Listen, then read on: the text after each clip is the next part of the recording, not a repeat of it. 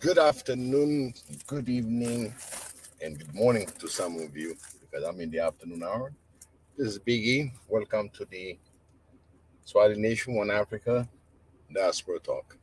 Thank you for joining me. I usually start around 2 p.m., but again, I didn't have good coverage in my area. If anybody can check on my sound, if everybody can hear me, I'd really appreciate that. Just to have a sound check. Buzohan Tafarra, if you hear me clear, let me know. If you can hear me clear. And in that same thing that as always when we start, we always start with our prayers, and our prayers be heard for all Africa. This is a prayer that we always start our session. And as you know, today's session is going to be give peace a chance for prosperous Africa. It is crucial that we, as society, need to promote love, peace, and harmony in order to maintain a healthy relationship amongst all of Africa. So I really appreciate that you joined me. Thank you so much for all the comment that's coming in, and we'll start with a short prayer. I always thank Xavier for giving us the opportunity to be able to broadcast, being able to give the voice to the voiceless, and discuss our African issues, and as well world issue right now. What is entangled is the peace that's supposed to be promoted on a daily basis, because it seems like peace is not getting any chance. And we'll go through it. And in my prayer today, I want to thank Xavier for giving us this opportunity to meet again on the Diaspora Talk Show, to bring peace, love, and harmony to the continent and as well to the world. Because as you created it, this world is for all of us to share and to live in peace and harmony. And let us achieve that. Give us that chance for us to really put that as a priority. It's a means of survival. We need to survive in this world. And you gave us the opportunity to survive with your blessing, with your forgiveness. And still, we keep asking for more. But you said to ask you for anything that we want, and you shall hear and you shall deliver. And anybody that I ask should get. So we follow your commandments and understand what you're putting. But for today, I'm very grateful that I'm alive. I'm very grateful for the followers that are listening to me. And I'm very grateful for this platform and all the co-hosts that are working hard out there. May Xavier bless you all in the name of Jesus. Amen. So as usual, when I start, I always like the Mika show. Let me put Mika.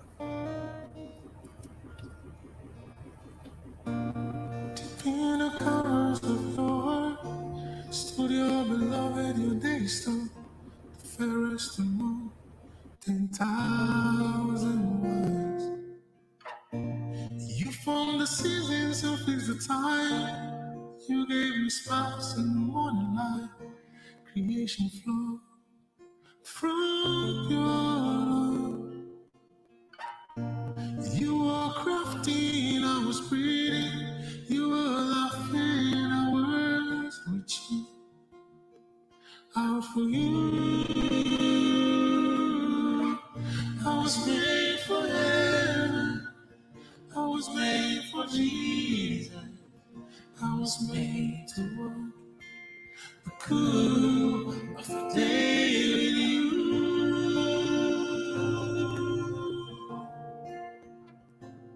With you.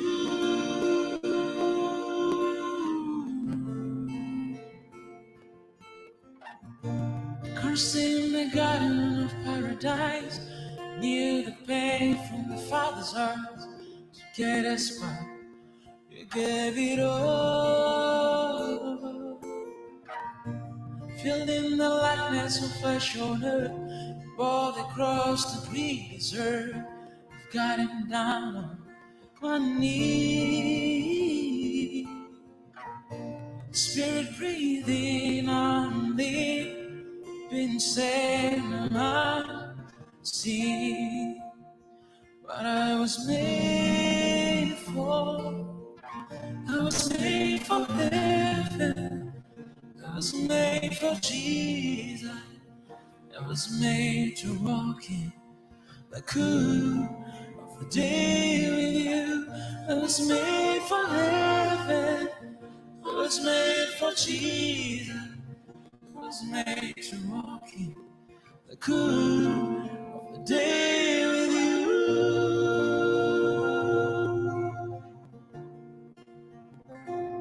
With you.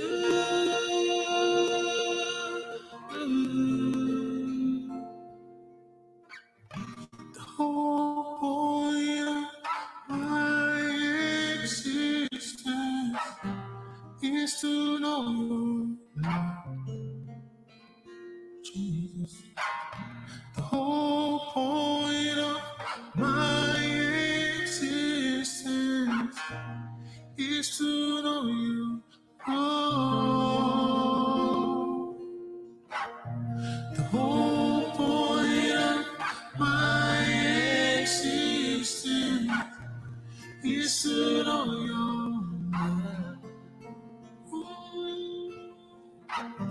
The whole point of my existence is to know you. Oh,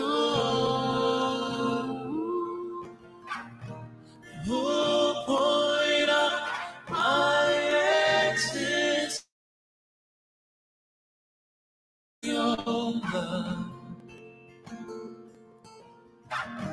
The whole point of my existence is to know your love. Is to know your love. Is to know your love. I was made for heaven. I was made for Jesus. I was made to walk the cool of the day with you. I was made for heaven. I was made for Jesus. I was made to walk the cool of the day with you.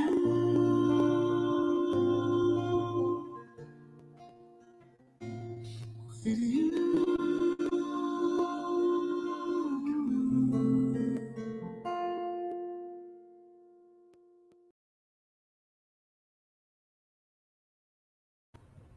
Again, there's always a beautiful song, well performed.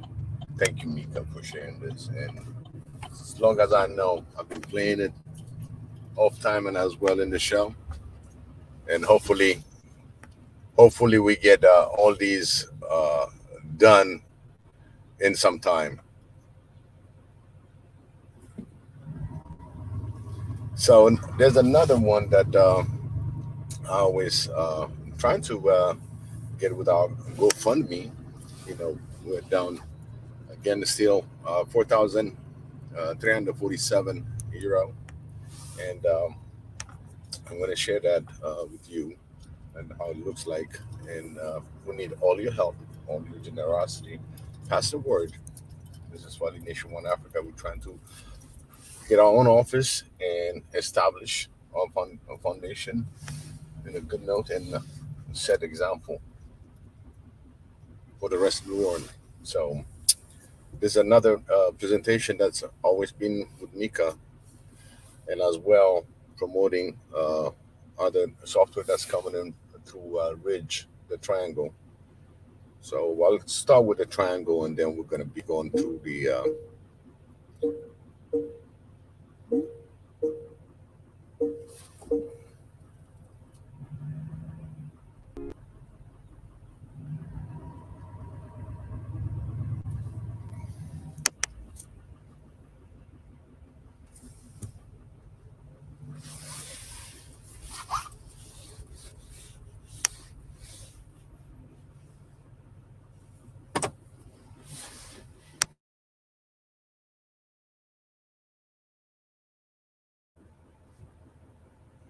You want to support independent economic movements around the world but don't know how?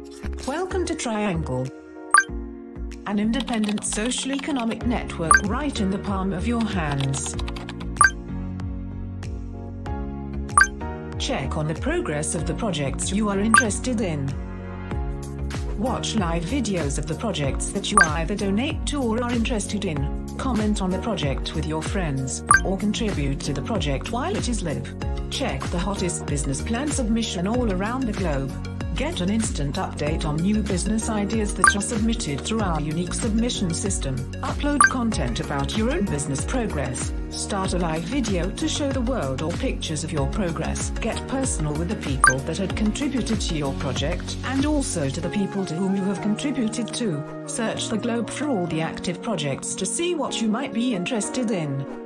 Start engaging with the future. Sign up for Triangle.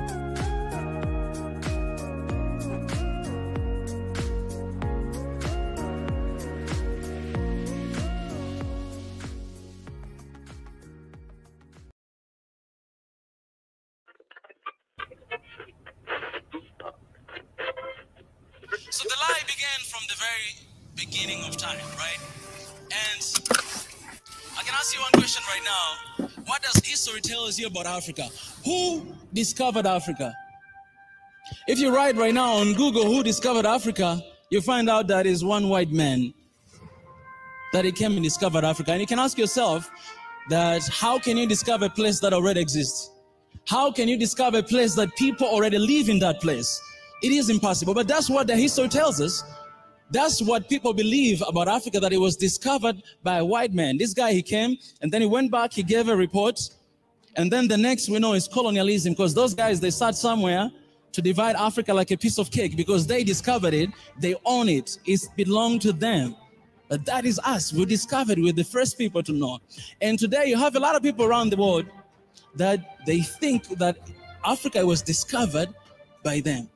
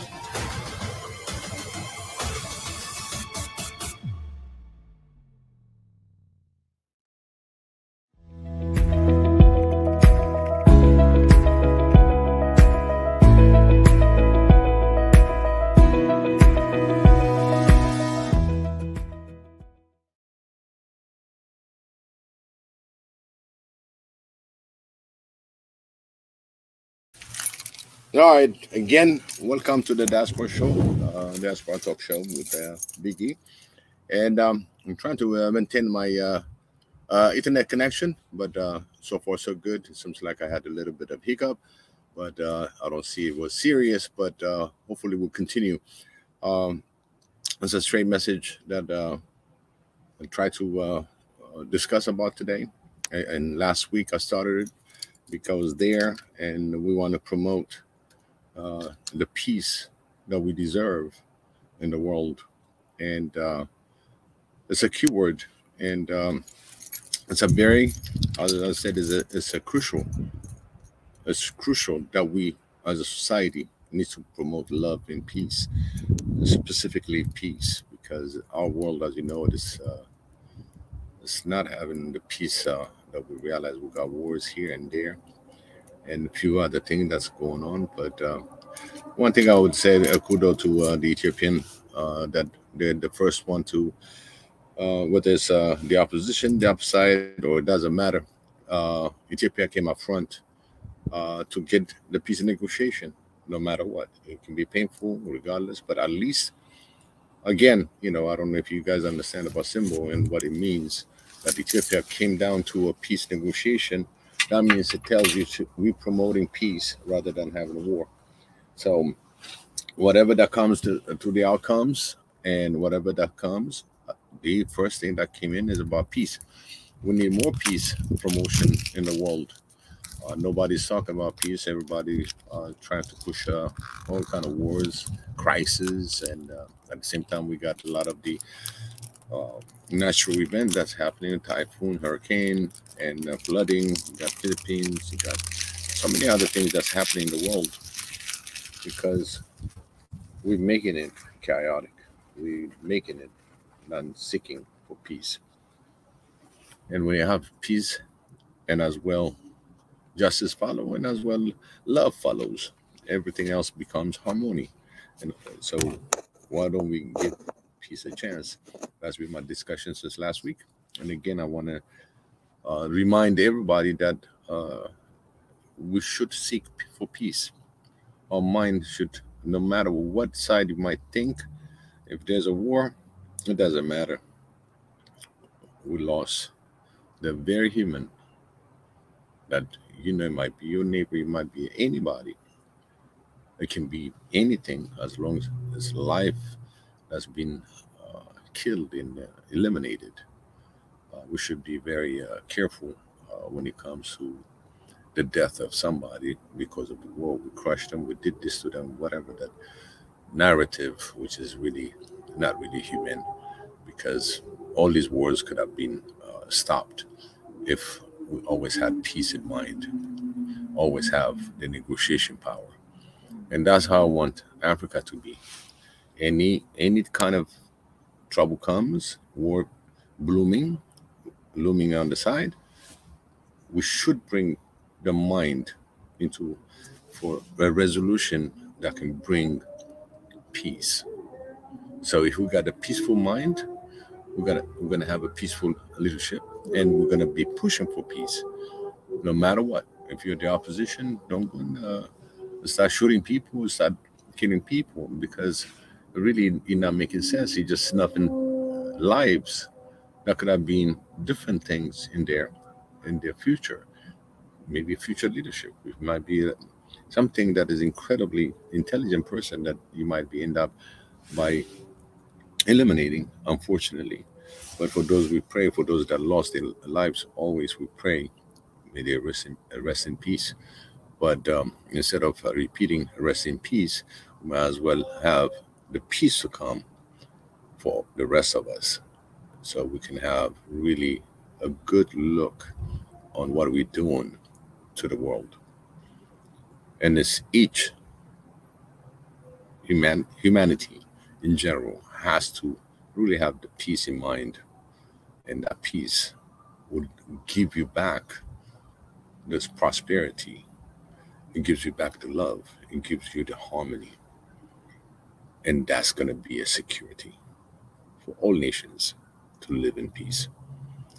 So we need to promote that. I just don't want to sound like somebody that's going to just woke up to come to the peace. But I tell you one thing is that I'd rather hear peace conversation rather than listening to war conversation. Who did that and this and that, and eventually escalating the wrong side. Sometimes the wrong narrative start picking up. But again, I stick to the original one that we have. No more. The no more movement is one of the thing that I would say to promote peace is no more war. So we don't have to have a war in order to convince one another there's a better way. I don't know. We I've been thinking that either we're going backward in the BC time, or sometimes it just puzzles me. You see the simple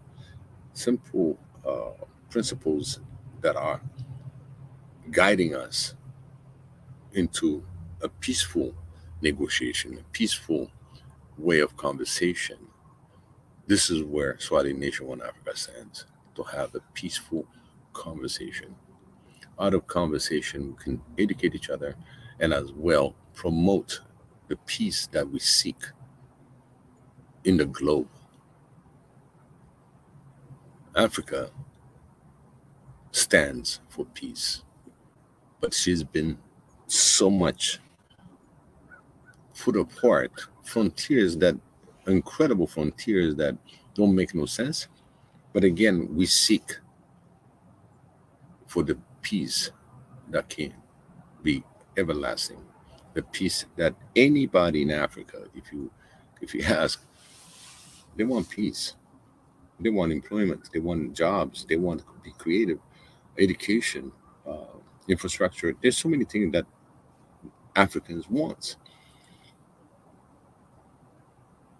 But again, in order to advance, every time you advance, if there's something that's going to stop you, we're going to have to go back up and take a look on what's going on. Is it going to lead to certain war, direct war, a proxy war?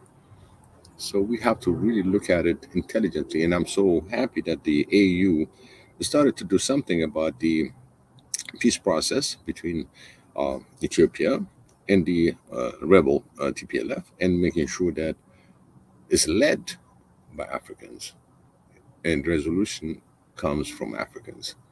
So that is a first step, that we take in action within our own continent, within our issues. We don't let any other party to get involved other than Africans. Yes, of course, they try to influence it, they try to obstruct it, and they try to have a different term to it, even though the term should be from the person that's complaining, rather than the person that's really not in the position to negotiate. So again, the fact the peace being promoted, to have some kind of concession, or some kind of the outcome should be peaceful, and it should be a good track for all Ethiopians, Eritreans that's been on this affected by this event in wars.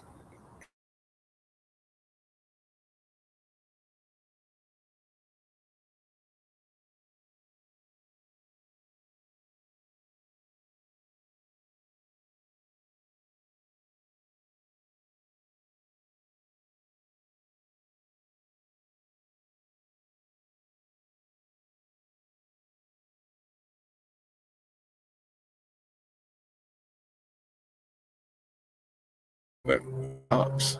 So at one point, we have to stop those wars, and we are the one that's going to pass from one another. Just remember, we need peace always. If you promote that, each of us here on the comment section, or on a live, those that are watching, my promotion today and last week, ever since, that I've been saying, give peace a chance. So we have to think about peace rather than thinking about wars. In that same thing, uh, the harmony is when you have peace, and then you have love, caring for one another. You share what you got for the one that needs it. Be the one that's going to be proactively be the word for peace. If we initiate that and becomes a conversation for the next 10 to 30 days, we'll see some changes because we all agree. We're repeating it over and over, but as you see it, to get a peace negotiation on certain front, it's not even imaginable. They don't even think about it. Not yet. And that will give opportunity to fearmongers to even have different narratives and put the world on the edge. The only way we can defeat this evil is promoting the peace. Why is not peace there? Why is not negotiated with the one that's going to put our word? When the no more movement was created, when it came, that's one of the agendas. No more wars. Because we do have a lot of ways of living in harmony without the arms. But again, it's being naive to say that because there are those that's going to be pushing, selling the arms. And this is not an overnight process. It is a process, just the word, the frequency, how frequent you call for peace is how fast it can get to that level. If everybody calls out for peace, everybody walking for peace, that has an impact. It reminds people there's such thing as peace. And that's what we're going to achieve by seeking for the peace of the world. We got everything divided in different ways. My ways is the best way. My way is the right way. Peace is a one way. It doesn't have right and wrong. It's when people, when humanity get together and seek for any issue that they might have that can escalate to a different direction and establish that peace talk. That's what they say. Establish a peace talk. When you establish that, then your intention is for peace to begin with. While you have peace on the side, war on the other side, the two is like kind of opposite because it's snuffing so many lives. All these wars claim so many lives and create unrest for those that are affected in the region. I'm not going to be very specific on regions and stuff like that, but we see the suffering of people because war is ugly. It takes a lot from people. You know, it takes a lot. It takes the lives, and at the same time disrupt your way of life. At the end, you are dispersed, scattered all over the place to get refuge. But if we get to sit down and promote the peace, that should never happen. But again, on the other hand, there are people that are making money out of the innocence. They want to make money rather than putting the peace in front of them. And we Africans want to bring peace, not only within the African continent, but to the world. The leaders of peace. Yes, we've been blamed for all kind of different proxy wars that happen in our continent, but I think from everything that together, we still have issues in the West Africa, and we still have issues in Ethiopia and some other regions. But again, we got to promote the end of wars and promote the peace that we need. So in the same time, I'm just gonna put an invite on the chat. Those of you who would love to, I'd love to hear from you and would like to join me. I'm just gonna put the link on the chat, and those of you who want to join, please join me. And so I'll continue on that. How do we? I mean, let's put it this way. Um, Everybody wants the normal life, okay? Meaning that we want to contribute to society at the same time. We want to take care of our family and so on and so forth. And there's certain common path everybody does. On the average, everybody works. For those that works, they know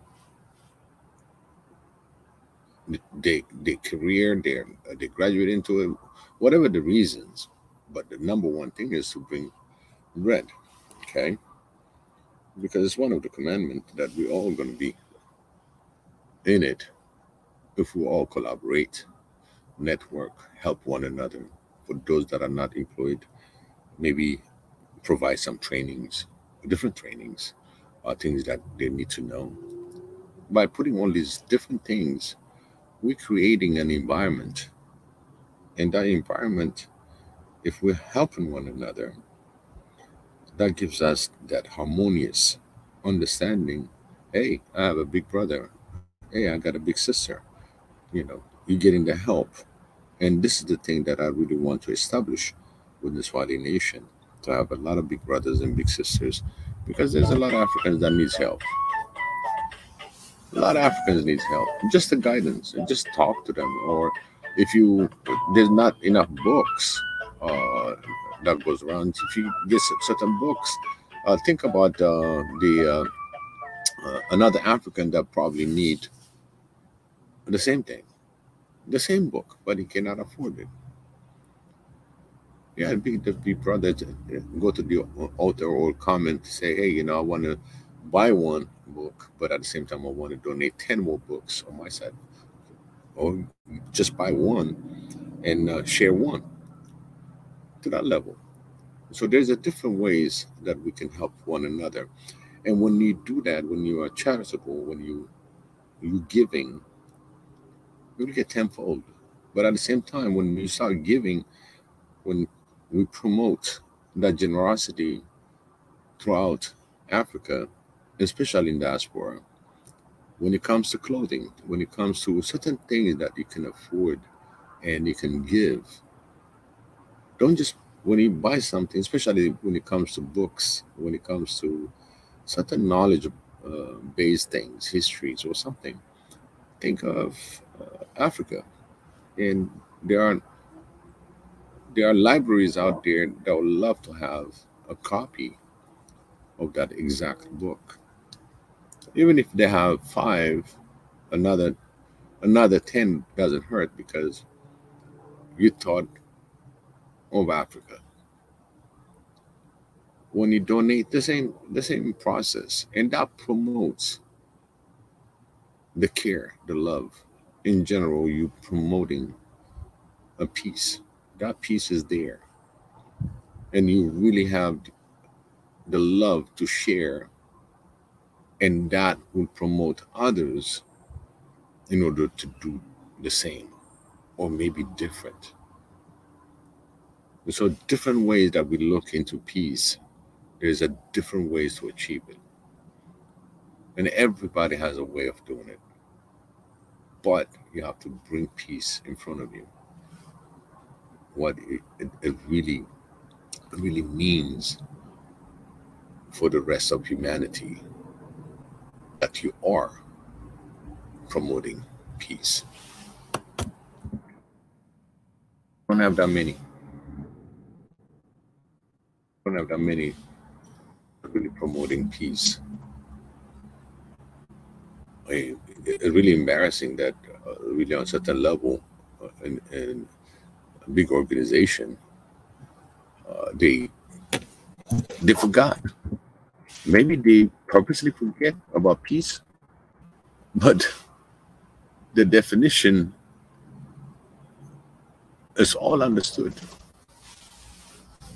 Okay, peace in the flat definition is freedom from disturbance, tranquility, calmness, restfulness,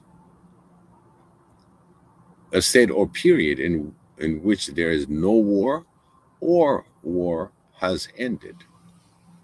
That's the second definition of peace.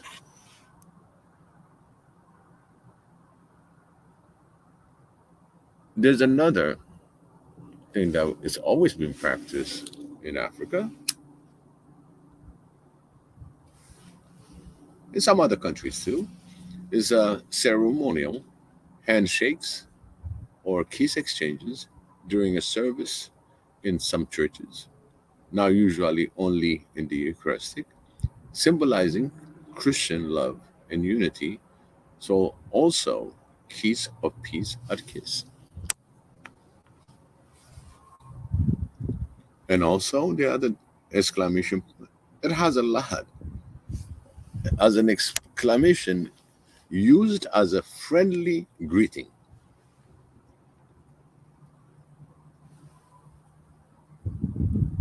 Second one in the archaic was used as an order to remain silent. As a verb, leave. I woke up, as an example, it says, I woke up at 7, thanked my host, and peaced out. So you left. So there are so many ways from this explanation how we can promote peace. And we should be always the champion for peace. I see Mondatezi out there. Welcome, my brother. Thank you for joining me. Marit, I see you. And again, this talk shows more emphasis in the peace. I don't, because I let everybody that sees where peace is missing and where it should be applied. I think each of you or anybody that's listening to me, this is the time that we seek for peace. The world is having some crazy time. We left from COVID, and then now to different type of wars all over and tensions. We just promote peace. The more peace we talk, the more peace we promote, it will have an effect when we do it collectively as a network. Peace be upon you. That is a very strong word. Peace be upon you. The peace that we promote. You receive the peace, you promote peace. And that's what we need in today's world. I've been taking different other programs, but I find this part need to be discussed and how to achieve it. And we can bring on different places and how can they achieve peace. The peace in Mali, the peace in Nigeria, the peace in Ethiopia, the peace in Burkina Faso. These are our countries. These are African brothers. So we should all think for those that are in trouble in the continent and promote peace. The more we scream about peace and understand what we're promoting and what we need to achieve, we want our brothers and sisters out there to live in harmony. When you have peace, we have time to work our lands. We have time to share our goods among each other. We have time to go from one part of the country, the continent, to another part of the continent with no problem. We'll see a lot of connectivity because we humans can't live alone. We're all meant to live together. And that thing that put us together is just a peace. If we don't have peace between each other, then we don't have a way to live. We're always going to be at war. And that war is us that's going to stop it before it starts. So I want my diaspora brothers and sisters out there to push peace. Whatever that comes out from your mouth, because peace be upon you. Let's start with peace. The more we use that frequency frequently, it starts sinking. The more these warmongers try to promote another war, we're breaking them. Because peace is the only ultimate for all of us. We should promote that on a daily life. Practice it. Think about it. And remove the hatred from your heart because they deserve it. People say, oh, they deserve it. They started it. They do this. No. We don't care who started it. Because at the end of the day, everything has to be proven. At the end of the day, we're wasting too much time, precious time, rather than to engage and promote the peace. Then we are pointing fingers, and it becomes a never-ending peace to achieve the peace. So we need to really confront it before this starts. What did we learn from the previous wars? The First World War. Before that, all the other crazy wars that humanity suffered through. Then recently we have the World War I, World War II. What did we learn?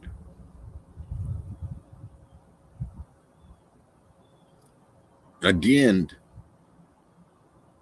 when the war ends, they said, oh, now it's peace. But it's not true. At the end of both war, it was the next war that was getting planned. Divide and conquer.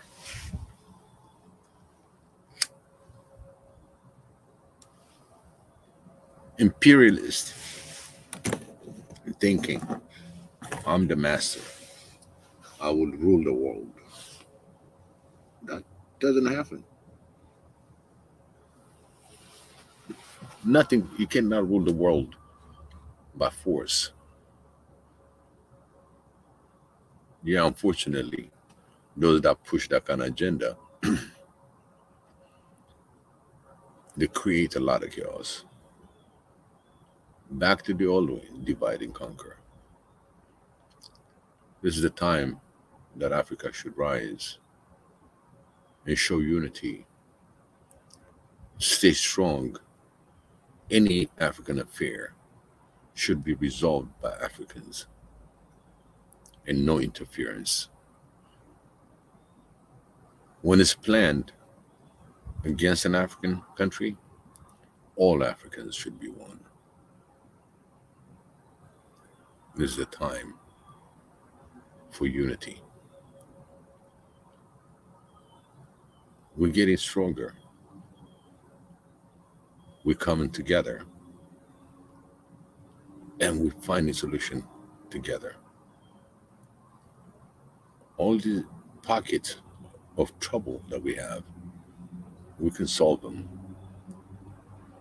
Again, back to promoting peace, peace in Africa,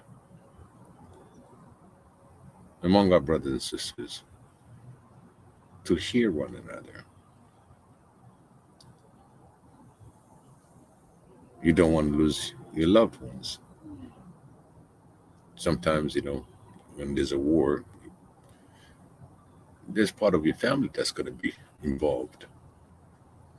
And for those, before they get involved on any wars, if we did what we're supposed to do, promoting our peace in Africa, and the way I said it from the beginning of all shows is, no African shall raise arm against another African.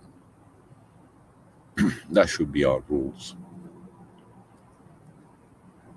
No African shall raise arm against another African. I don't care what part of the continent you live, but think twice. Think twice that you really, really gone after killing your own brother or your own sisters. So this is my say in return, in everything that I've experienced in my life, is nothing like promoting peace. When we're greeting among family, what we want to see is your family is peaceful, your family is in peace. That's our individual thinking when it comes to our families. But remember, you have extended family. You have the whole continent. That is your family.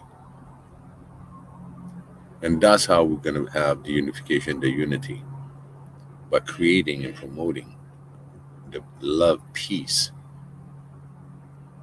and harmony.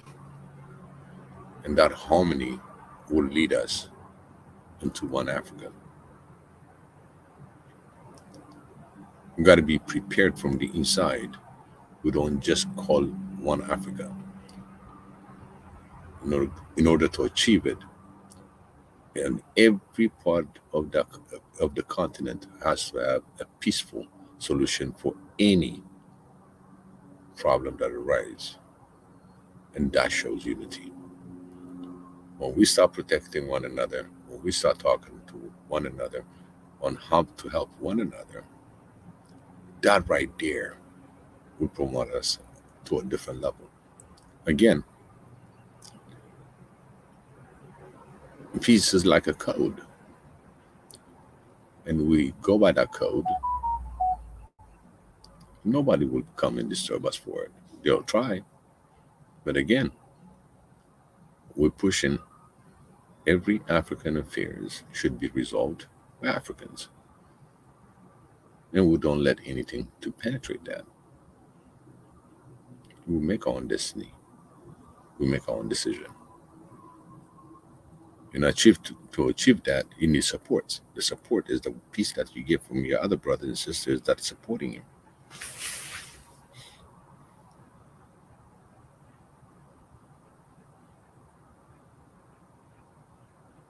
It is important to resonate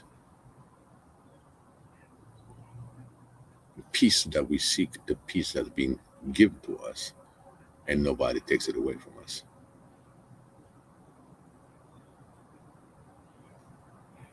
It's been given to us.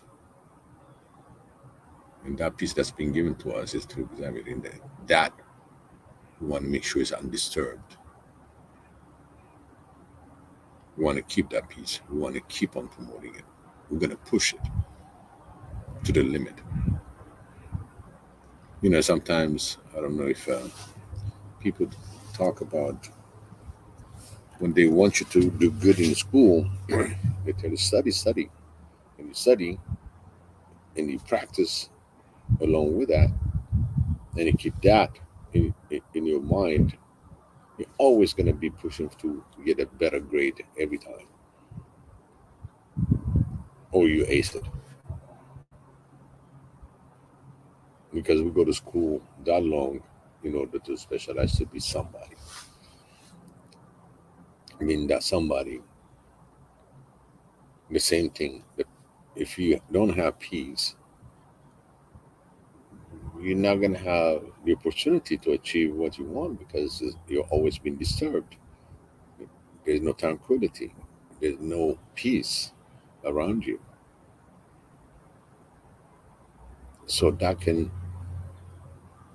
really take you off your path for success.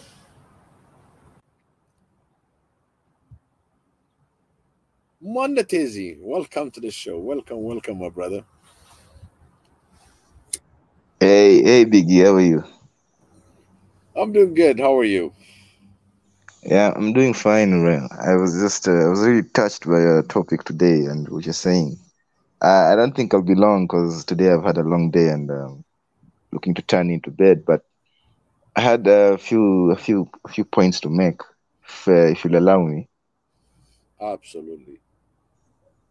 Go Oh, ahead. okay. Yeah. On the question of peace, today was a very interesting uh, Saturday for me. I went to the museum and stuff like that, and all those.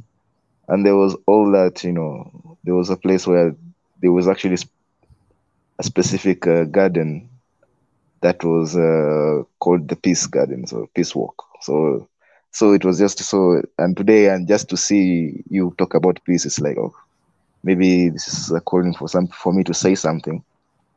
And Absolutely. yeah, what I wanted to say is what I've learned today. I'm actually about peace. And as Africans, I feel like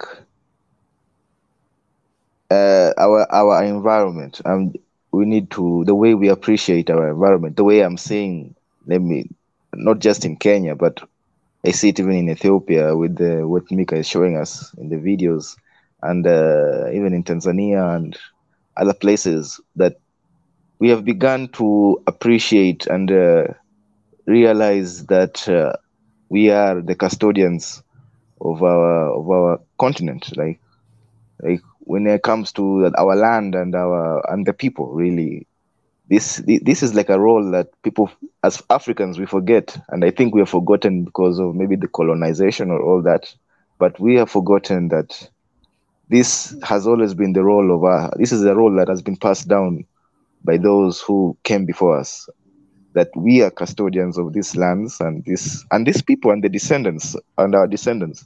As so, when I see today, what I saw today was like if though for those who have been to Kenya, I don't know. I think Biggie have been to Nairobi at some point.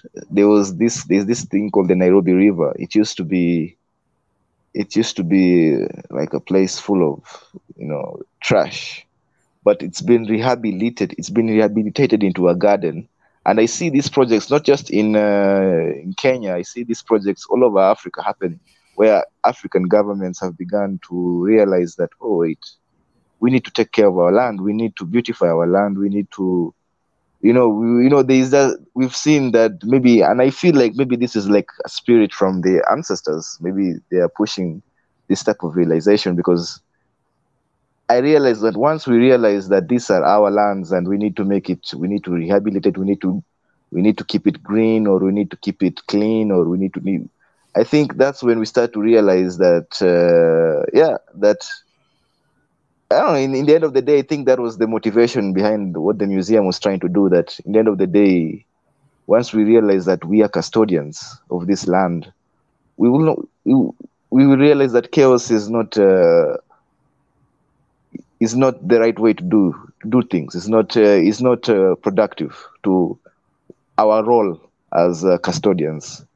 I know when we start to realize, and I see this happening. So there is always hope that these are our lands, and that we are ours is to make it prosper, so that the next generation also has something. I think all these senseless killings we'll also realize that, wait, why are we killing each other? This is our land, these are our people, and we have a role that is greater than just me and you. This role has been there since our ancestors, that and we need to take up. And as I've been watching a lot of, as men and women, right, as adults, and for the next generation to have something in this continent of ours, in our beloved continent, to have something to be proud of. The same way we have something to be proud of because of those who came before us. We also need to work on our own in our own violation, or that we also have we believe we have something, like we show people, the next generation, that, oh, okay, at least like today, I appreciated the previous generation for preserving just the green spaces in Nairobi, like all these parks we have. I'm like, thank God for those guys who preserved. Now I'm enjoying. So I feel like we should also, as Africans, continue that spirit that let us create a suitable environment for those who come after us, so that they can appreciate and also take up that role, knowing that, you know, that I'll just go back and say it, that we are custodians. And I feel like maybe the capitalism tries to very hard to make us forget that in the end of the day, the biggest role we have as human beings and as Africans is to be custodians of our land and our resources and our nature, our people. You know, Hmm. I think I don't know, maybe the current world where people think about money, which isn't bad, but when you think about it too much, I feel like we forget this role. You know, I feel like it's a little bit is forgotten. A lot of sometimes greed comes into the way. Sometimes political interests come into the way, that you feel like your political interests or your tribalism, really, which is, yeah, it's just political interest, comes in the way, and you forget this role of yours. That at the end of the day, what are you doing that benefits the descendants? Hmm. Yeah, basically that's what I wanted to say, Biggie. Absolutely, absolutely. Actually, uh, we have to be custodians of our land. And as you see, even the Swahili Nation, One African our mission is to defend the image and bring back all the heritage of Africa, decolonize the mind through authentic knowledge, and create a bridge for oneness and a peaceful Africa. It is within our mission. And what we're doing right now, when you come this panel, when we talk about peace, we are receding peace because people are not seeding peace. If I'm seeding peace, it's not something evil. It's a word, because every word that you say in this world, it has to come with peace. Any ugly word that comes from your mouth, it doesn't include peace. Whether you're a politician, warmonger, or whoever that you might be, today you're my witness, because it takes two to witness. I'm seeding the seed of peace for those that's going to listen. That today's diaspora talk, today's and last week talk, is seeding the peace. The more I seed, the more others picks up the seed and seed the peace. It will grow. You see, you drop a seed in order to make it grow. Maybe you might need a little water, and some of them are going to be really resilient and start growing. So if we start now by seeding peace, the end the end result will be abundant peace. Abundant peace where the fraction of an African generation can protect each other in a peaceful manner. Money is something that can create a chaos, but if you really think about it as peaceful, it's a trading tool. You can make that money to work for you, for the people. Not we working for the money, because if you focus on the money, that means you are worshiping. You are changing your state of mind. But if I have peace in you with that state of mind of making money and eventually creating other opportunities for others to succeed, for others to prosper. So money, you can use it as a tool. But the major one is the peace of seed. That seed of peace has to be seeded on all of us so we can talk the same language. Peace is peace. There is no other. The opposition is war. The opposite is war. The opposite is losing tranquility. And you has been the witness, as a second witness in this topic. Our mission is to have a peaceful Africa. So the seed of peace has to be seeded. No matter what, we resist wars that makes you resilient. That peace is growing. Yeah, actually, there is also a saying in, I think in Kenya, but I feel like maybe it's a common saying in Africa, where they say it's a Swahili saying, Swahili proverb that when two bulls are fighting, the grass is the grass that gets hurt. You know, the grass cannot grow when two Right. bulls are fighting. Yep. It makes sense Yeah, because they're tearing the grass. They're always bullying one another. The grass doesn't have a chance to grow. It's yeah, and very true. this is where, and and it gets deeper because the bulls forget that they need to feed on the grass too. That's their food. Exactly. Exactly. They're tearing it up and they're not getting it. And they're not getting it. Absolutely. It has a lot meaning what it costs by disturbing the peace. And that's what happened. The minute that the peace is not there, that means you're at war. And if you're at war, to accept that peace, it takes a while. Either you're tired of that war or you killed so many, took a long to make you understand, hey, maybe it's time to negotiate, right?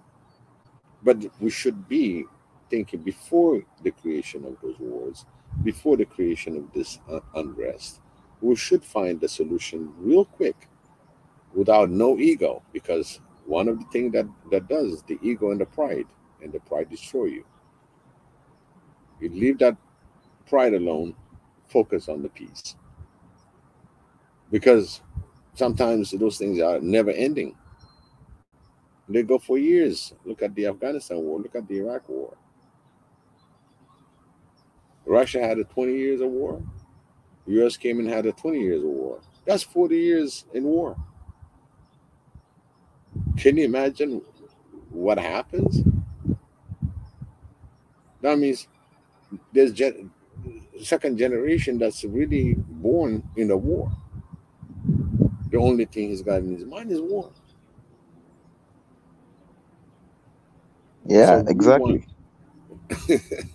Like I said, we forget we forget our roles as custodians of the descendants and our land. So when you have, sometimes I feel like people want. I don't know, when, like you said, a solution before the war. I think people feel like, maybe they can see that as weakness. I don't know. I feel like maybe that is the implication I see, or that's the mood I'm seeing, that when you try to negotiate before the war, people see it as weakness. But I feel like those are the people who understand their role. You know, like I said, even the bulls, like we said about the bulls and fighting. If the bulls understood their role in nature and in this land, that how they will not fight. You can become, you know, you it's better, I don't know, they will fight, they will try to find a solution. But as Africans, I don't, not even as Africans, as human beings, sometimes it can be perceived as weakness. I don't know, Wigi, what do you find? What is the solution to such a notion, or such people who speak like that? Yeah, you brought a good subject about it, because the fact that uh, the two bulls can go at it. So basically, we human, when we go at each other, we represent those two bulls, and they have nothing to prove. Those bulls have nothing to prove, but it's just say, "I'm bigger than you. I'm better than you." Pride. Okay. So any human being that goes, "Okay, this is it. We're gonna go to war." Oh, I'm just gonna go. And get, there are people that just get up and have to start their own wars. This just like the bulls. So we should realize, when we see the seed of peace, that peace itself is a beginning of understanding. Before, how do we get how do we get to this war? You know, all these past wars. Okay, they used to be non-sophisticated, but at the same time sophisticated enough to kill a human being, right? You killing one another. After you die, everything else is gone, right? And then the survivors, we have this mourning time for our loss and of our loved one and everything else. But again, we're not learning it. We're not learning it quick enough. We go back at it again, okay, without realizing it. Why? Because the pride is on its way. You don't have that seeded in you. That seed of peace is not in you. On any leadership, before they led the people to, I call it the war. I call it a slaughterhouse. Okay, a lot of quicker way of eliminating mankind, in a way. Now the wars that we're seeing are not the war that we see during the Second World War or the Afghanistan war. The arms are much sophisticated, very devastating, and you saw it, what happened in Ukraine. So for we Africans, we should learn that, hey, how can we close the gap between peace and war? We close tightly, because within the peace there's war, because one wants peace, one doesn't, and it's how to convince all of them by seeding these kind of peace talk. Why rushing? Is it a proxy? Is it somebody that wants you to get engaged? Are you a man that's going to make the decision? Are you a woman that's going to make that decision? And that decision, imagine that's going to be your children. Are you willing to sacrifice your children?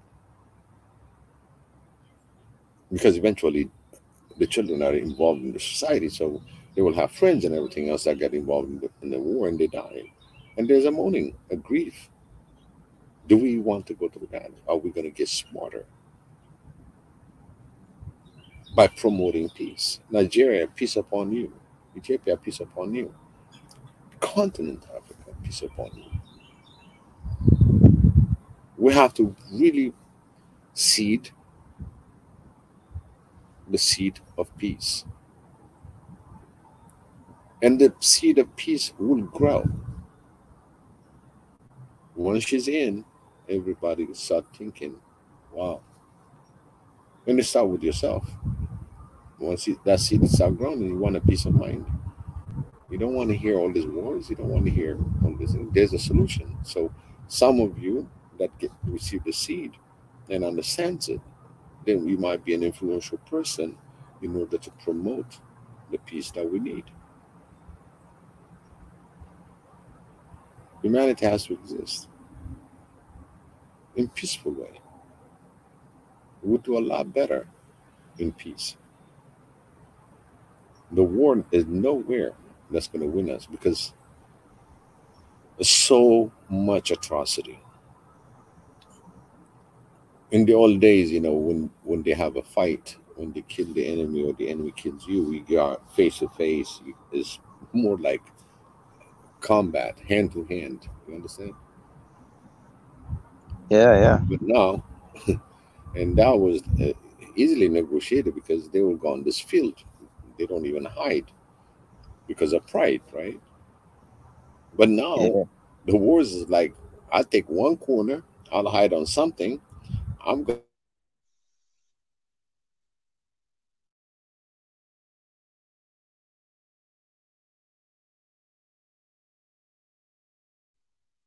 Hello. Can't I don't know. I think maybe there's something wrong with my. I don't know. Can you guys? I don't know. I can't hear you, Biggie. I think maybe there's something wrong with my mic or Reward, something. but grief. Hello. It gives you more grief. And so when I looked at when we put our mission together, this is a mission that was created among us, what we really want to do. And thanks to Mika, he just put it together. And the last part is it really hits you, you know, peaceful Africa. So in order to have a peaceful Africa, just as the word, we're gonna have to seed peace on every African. We're gonna have to really calm down. You know, don't make it short for people. Especially this message goes to all the leaders. They have to campaign for peace in Africa. One great thing that I really am proud of is one of the things is about what happened to the TPLF and Ethiopian negotiation. And it's so funny that the way TPLF has been seen has been a different entity or a different country, you know. But unfortunately, it went through the process for peace through the African Union, through African issues solved by African issues. You see, you can try to separate yourself. TPLF, as it is, they're all Ethiopians. It's just a political party. They cannot distinguish who they're fighting. That's the sad part. Within a country, not to understand that you really having a war with your own people, which we know is kind of definitely a proxy war. But when it comes to the solution, the fact is being taken under the AU solution. That makes me proud because this is the number one, and it just happened to be Ethiopia,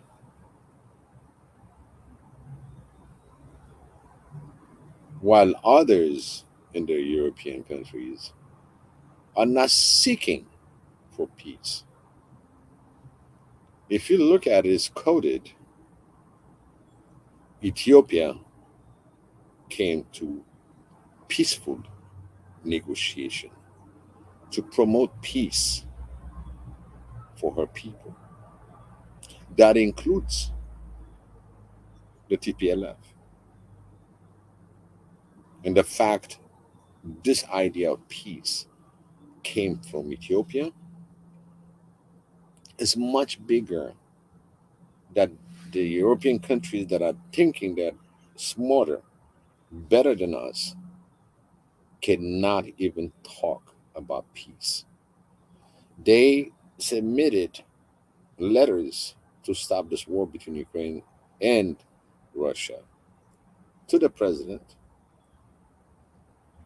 It was sent out and received by the White House, but retracted. Remember now, this is a peace, promoting peace. And once it's already out there on the air, God retracted. So when you send it, it's peaceful. When you retract it, it's peace again. So the code that Ethiopia has now is the fact that Africa can find her own solution. It's wide open. No matter what, the fact that an African country seeked an African solution and its peace solution. So we should learn that we have given a peace a chance. We have given peace a chance. It's a big move, a bold move, while the rest of the continents are different issues. But the fact that Africa has proven that we can bring our own negotiation by Africans. That's where peace comes. No matter what the outcome, it doesn't matter. The outcome should go through a peaceful way. No interference. Still, I hear some interference trying to get underway, but that seed is already planted a long time ago, 5, 6 months ago, trying to find a solution. Now it's grown and it's seeked other African nations to get involved and bring peace. That's my evidence of how peace was seeded. He seeded one time and it would be across the continent. And so this is the first time that really shocked me this week, that they retracted a peaceful resolution between, really, if you look at Russia as Europe also, it's just never been invited in the European Union. And then when you go around, it's really neighbor to America. People always look at it from the east side. But if you look at it on the west side, Alaska used to be a Russian territory. And they're like 80 miles or something like that in difference. They're neighbors on the other side. The world is small, but it's the way they expanded in a different narration. I still seek for peace in the world, because just having peace in Africa doesn't make things go, but promoting peace throughout the world. And I think it should come the way we did it in Ethiopia issue, and have a solution also for the rest of the world. If this is negotiated, there's different way to negotiate different part of the world, including we have a lot more to go in our continent, a lot more peace negotiation that need to happen real quick among Africans. No interference, and find a solution. And the why I say it is, let's keep seeding the seed of peace. Promote that. I want peace. I want peace. Go to your family and say, yeah, peace is the number one thing that we need in this world. Because all the love and all the harmony comes along once you got the peace. It's like, remember I told you the little proverb, Ethiopian proverb about the monkey? So The monk, yeah, the monkey. yeah, the monkey just went through through a pine, and she's got all this pine all over her body. Okay, and she's not in peace, right? You got all this thing poking her, right? And men approached her, and he asked her, "What can I do for you, poor monkey?" She said, "If you remove the one on my buttock, then I can sit down and start pulling the rest of them." So she gets a little piece of peace to sit down and to start removing the rest of the pines. You understand? So we need a peace. In order to have a peace, you're going to need to sit down and start discussing, start communicating. That's the only way we can do it. If we don't communicate, even though he gave us two ears, one mouth to speak, and two holes for breathing purposes while you're talking, if you don't use them and you don't coordinate them, somewhere when you speak, you're going to be choking because you're not coordinated. The same thing, people are blocking. Sometimes when you want to talk, you got a little saliva that goes right on your throat, you start coughing because you didn't use your system properly. When to breathe, when to speak, when to listen. We have to have that rhythm. We're supposed to be listening to one another. If you have a problem with me, Mondatezi, he said, Ephraim, I got this is my problem with you. And I'm gonna have my little ego kicking in. I'm gonna say, okay, since you brought that subject, I got this, and mine may look a little bit powerful into the demand, but at the same time, we're gonna find common ground. We're gonna say, okay, I've done that. Okay, Montezi, my bad. I'm sorry. And then Montezi picks up and he sees certain things that he didn't do right, and he say, okay, my bad. And we start de-escalating the matter to the one point that from now on, what I've done to you before, I will never do it. We shake hand on it, and you and I have an understanding.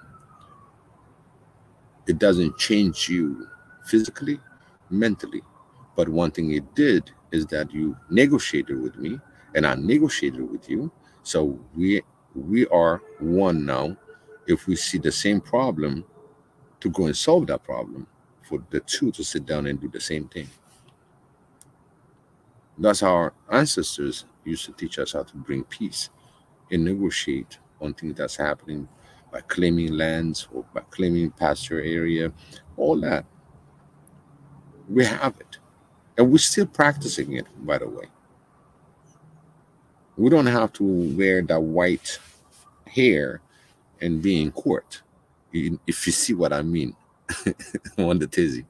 Yeah, yeah, yeah. There's actually a very I don't know. It's a There's a very interesting video about just conflict resolution in amongst the pastoral communities that's happening even now. And yeah, yeah, our ancestors had very interesting ways of resolving conflict. I I, don't know. I'm, I think it's something people should also explore because I find them. It's a very. I don't think maybe if you look at it from the Western eyes, you might not see it as a good video. But if you look at, but there's this video. I don't know if I can put it on the link so that guys put it. But it's just I'll just show you. Maybe I'll put it in the chat, in the WhatsApp or something, so that okay. maybe you can see it. But I think you'll also find it very interesting, Biggie, how these guys, the Pokot community in northern Kenya, how they resolve conflict. Mm. You see, we are naturally been doing it for centuries, for thousands of years. We've done it. and it's been practiced same way. And one thing that I realize is that the more older population you have in the region, that setting gets bigger. You see what I'm saying? You're facing all these elder guys that you're going to be facing, and each has to give their their cause, what happened, and they explain. The other one will, and all the elders will start talk about it, and then they will say, okay. And it's just amazing that they will come to the outcome is always respectful, and it's done right there. If they said it, and it's done. There's no what do you call appeal about it, because they spend that much time to hear both parties to come to a solution. And actually, the word they use is peaceful solution. In Yeah, you any see, yeah, that's an interesting. Also, there's also the aspect of compromise. Although I don't know if you can. Okay, I had a question. Yeah, go ahead. but if you can allow me, okay.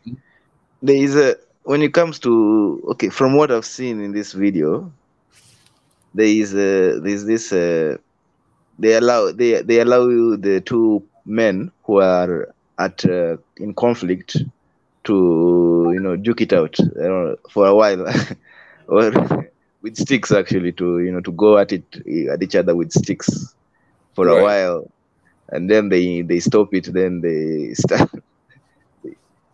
start the process. I don't know. I don't know. I don't know if you understand the wisdom in that, or what do you think about that approach? Oh, to beat each other as one? Yeah, they are the two men in conflict. They are given They let them sticks. beat each other, right? Yeah, with sticks. Then they, until they get satisfied. The elders, until the Until elders get okay. satisfied and stop them. And I lost your. Hold on one second. Hello.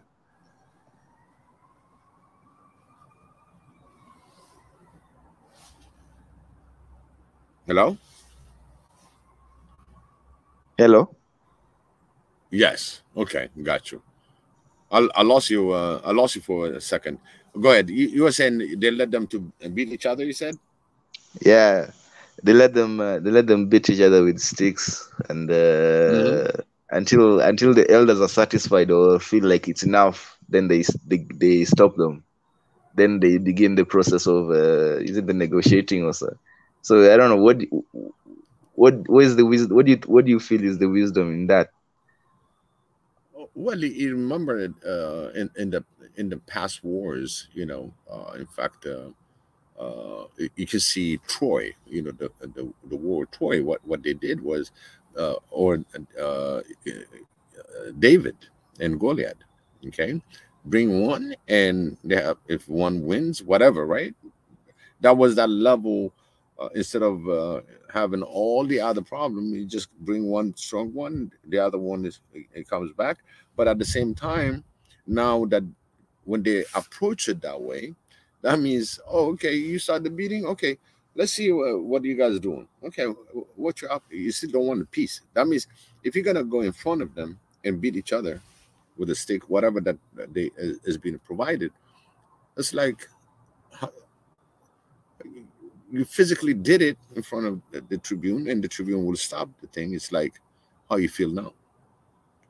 They're both hurt, and they start the process. It's just a not what do you call uh, if you're gonna go through the Western way, you might say, no, this is you promoting violence, right? But actually, after that happened, and they sitting down and start negotiating, it's like reminding them to that what level they went. So it's a different ways of. It might sound illogic, but it seems like that part of that the area, the way they bring peace about is that way. You see what I mean? They will have that straight fight until somebody stops it. It's kind of crazy, but Remember, Africa is so beautiful because we got all kind of ways of doing justice, and they accept it at the end. Correct? Yeah, yeah, yeah. In the end, yeah, yeah. I think I've posted the video on the chat, so if you wanted to see it in your own time, but yeah, in the end, they are at peace. I think, Yeah. as you said. They're binded, they're binded by that decision. At the end, whatever that the judgment is, they just want to make sure that one doesn't lose per se, right? But at the same time, they they deliver what needs to be done, and both party has to accept it. There's Yeah, different settings, all of Africa, especially that shows you how big Africa is. Okay, because if you're gonna go through the court system and everything, he has to travel in the main city where they have the courts. So how many courts that you're gonna be seeing? And but just the fact that you're going back and forth, these guys cannot afford the transportation and the time that they lose. So that shows you there's a local court system that the society accepts. If you are in Nairobi, yeah, you're gonna go to court. But outside Nairobi, in certain remote area, they have their own ways of dealing this kind of issues. They don't escalate it to sue you, to do this to you.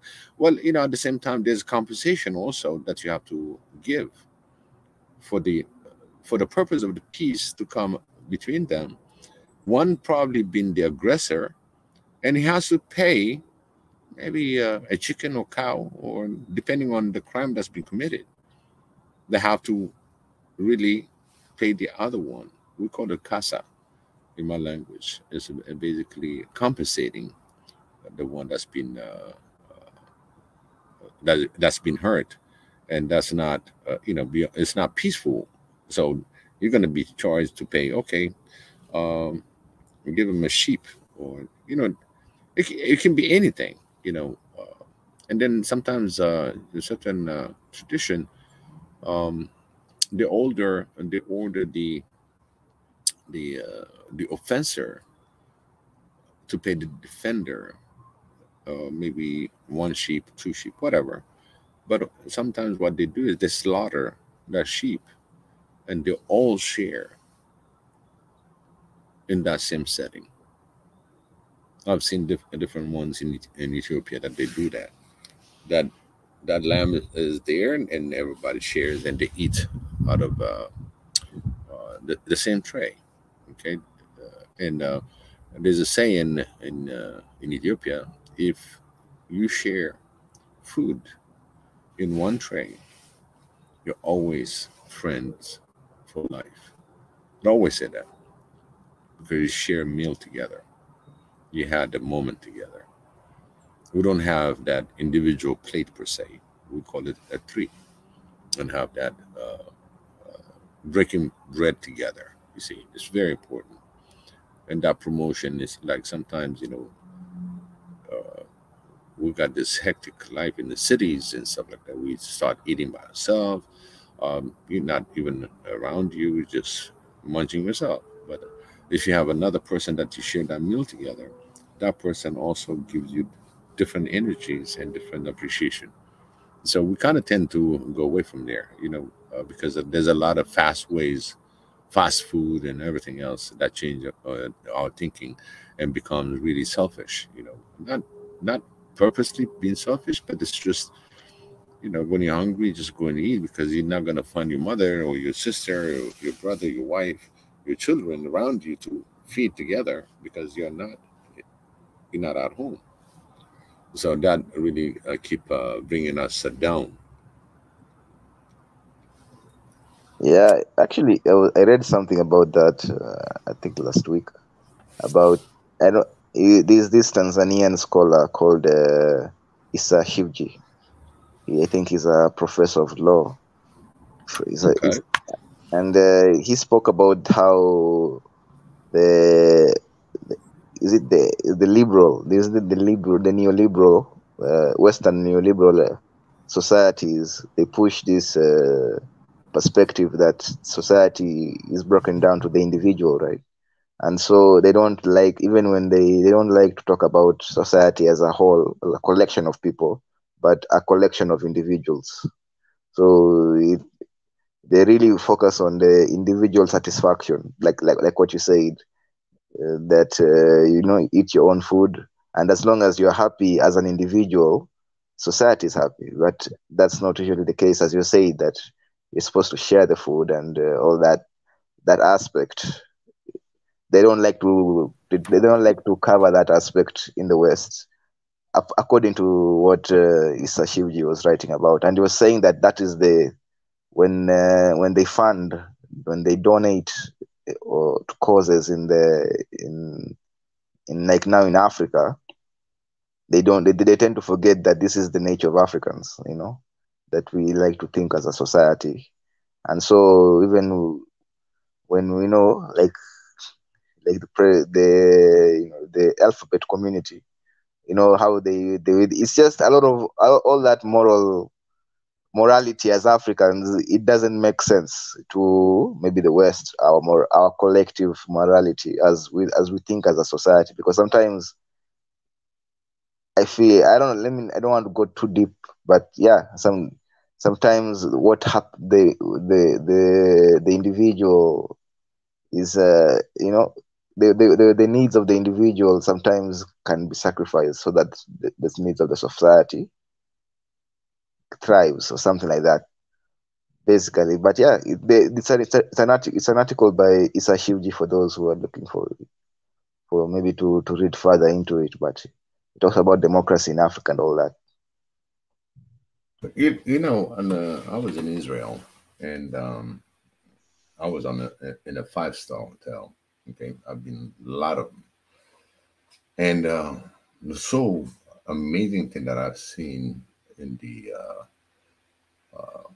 establishment, in the kitchen, right? When if you really want, usually people, they got really nice breads. They got all kind of nice breads, but they have uh, one bread.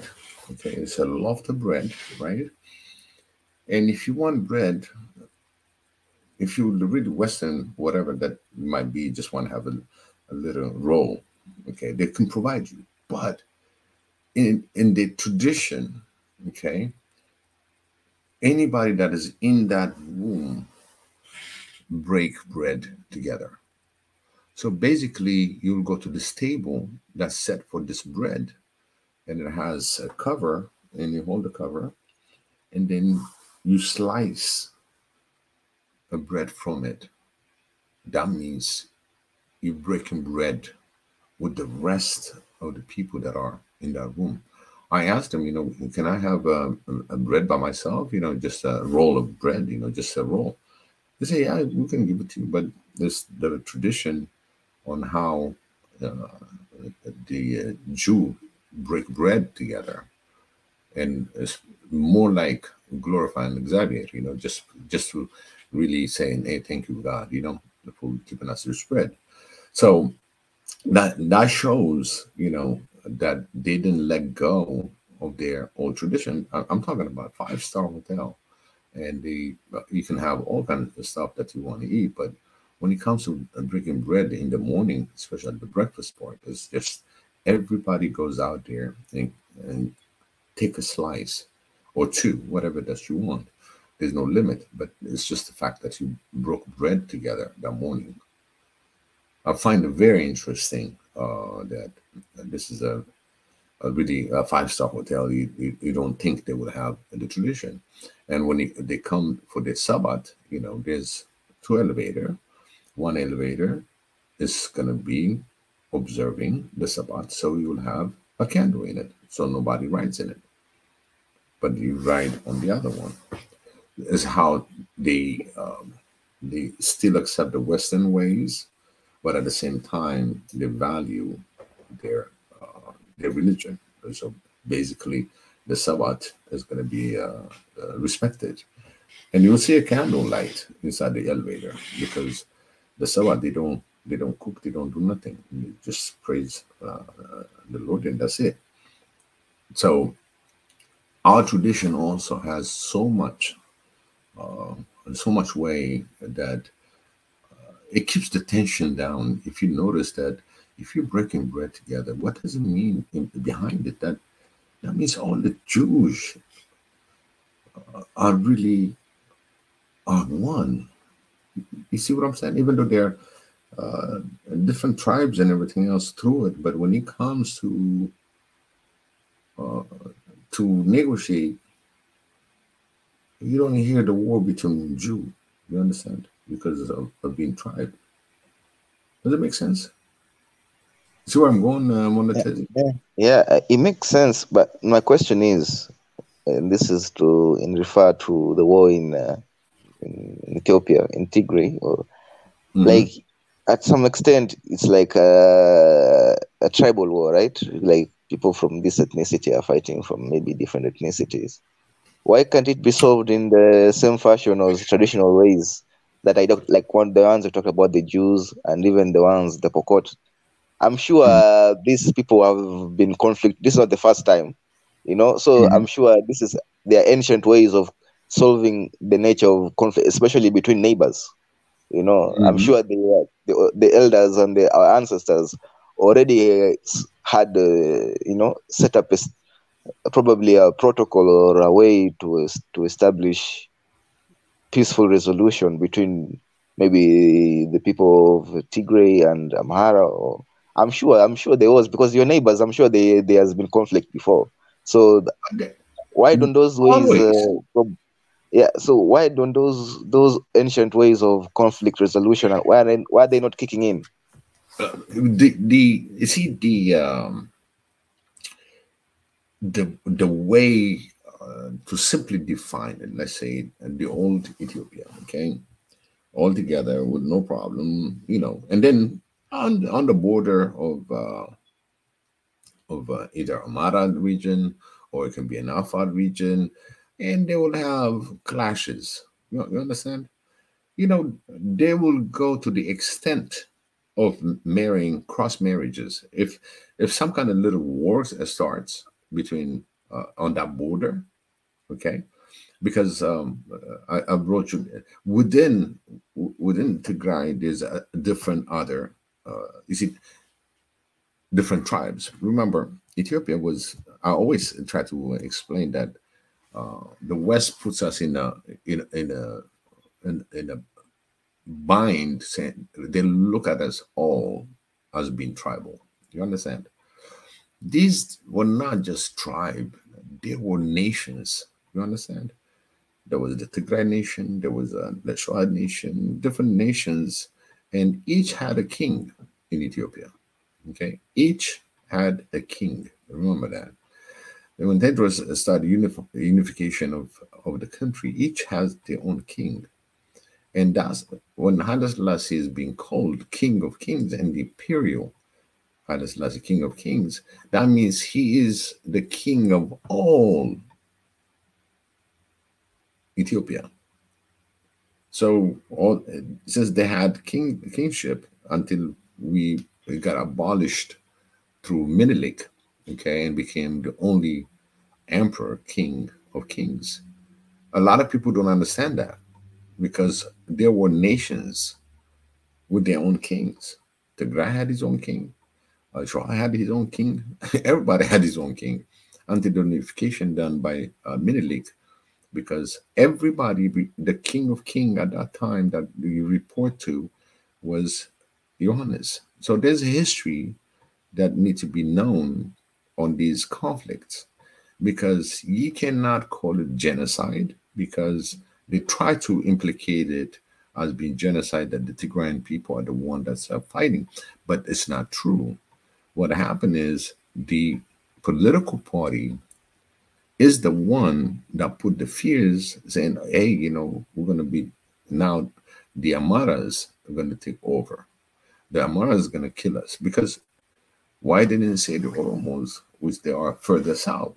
You understand? They are the neighbors. And why is it that you go into the Afar where you're going to attack? You have a different manifesto, and that manifesto is political manifesto that took the whole the whole nation, the whole Tigray by surprise, saying, "Oh, you got the enemy coming, so we're gonna hit them first." So they got all these people involved. Now, once the war starts, okay, the TPLF never stopped from promoting the war over and over, where the people don't even think about the old ways of solving the issues and the problem. It was not just the border, now it became an invasion of the Tigrayans to come to different territory. Okay. You cannot call it genocide because it's a war. It just happened as it's a state. It's a state that don't want to follow the federal government, and they declared war. Okay. And in the Constitution, there's Article 39 that allows any of these states to declare independence. They can be independent. The TPLF is Tigray People Liberation Front. So if you want to be liberated, yes, you have the right to independence according to the constitution that they wrote. Actually, the TPLF is the one that wrote that constitution, where when they created the state, they said each state has the right to call for independence. But now that you start the war started in Tigray and going to the rest of the Amara region, the Afar region, which are really in there in the borderline. They start calling it like a genocide, but the genocide should be on the TPLF side because they're fighting the Amara, they're fighting the Afar. Again, are you going to call it genocide? It's among people that have a different political view, and they have different ways of running their state. So the failure is from the leadership. He led the people against his own people because they're Ethiopians. In the fact, if they ask for the liberation and being independent Tigray, they have the right, but they have to go through a process where you can have your independence.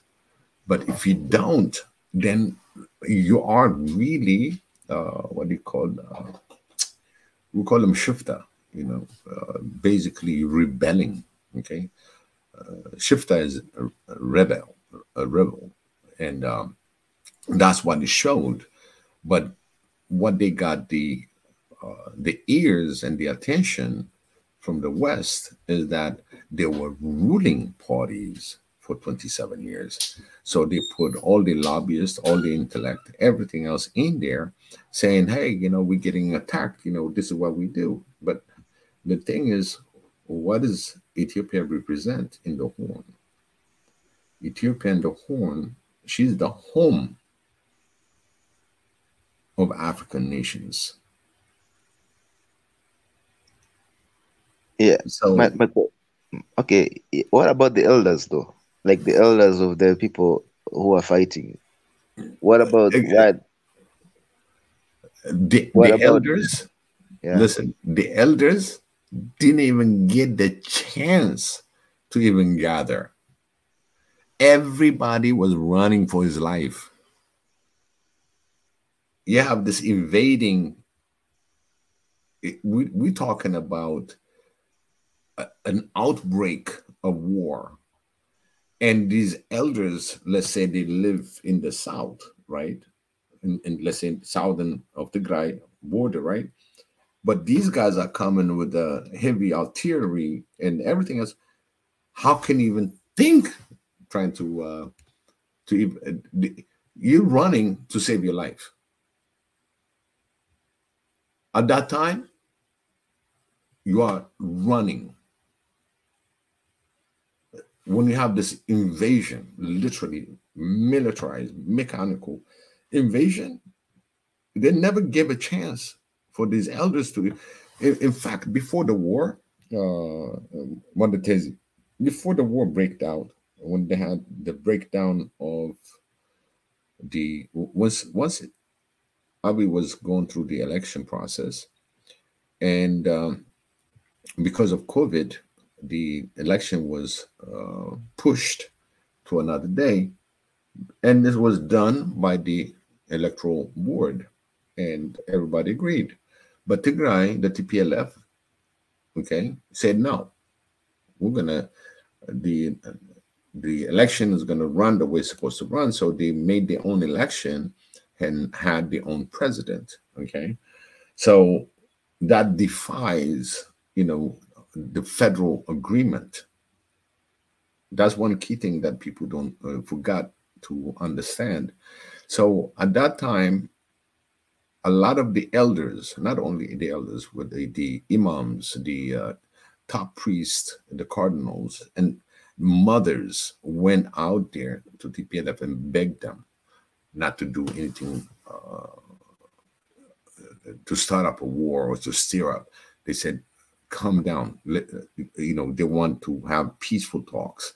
So many elders went there. Okay. I'm talking about throughout Ethiopia. They volunteered to go and negotiate that this election that took place, and to accept it and to work together. Okay. And they defy that. So these elders, they already done the very first, they echoed their voice for peace, but they never got the chance.